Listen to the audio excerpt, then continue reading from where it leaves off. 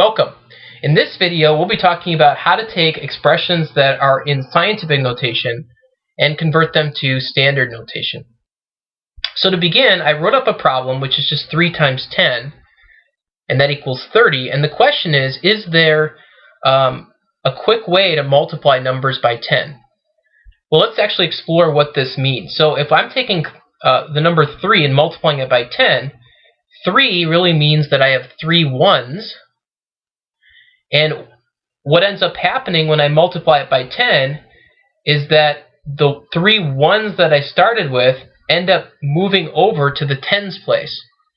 So in a sense, these 3 ones basically shift place values over 1. So the 3 ones become 3 tens, or 30.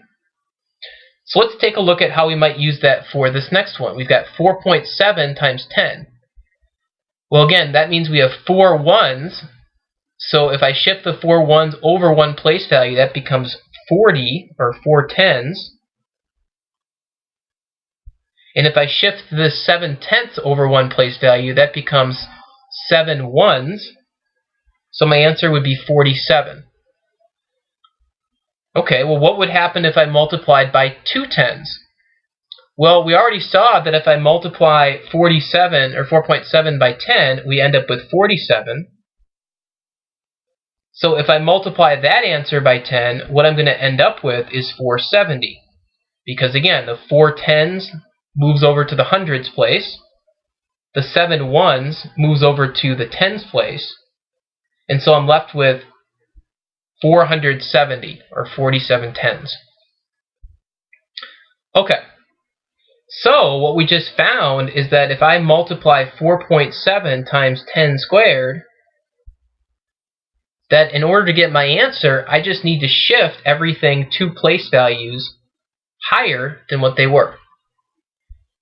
Another way to think of that is if I move the decimal point 2 places to the right, I'll end up with my answer. So let's take a look and see how we might use that in numbers 1 and 2. So in number 1, we're multiplying this decimal by 10 to the third. Well, if I'm multiplying by 10 to the third, that means that I'm shifting every number basically 3 place values.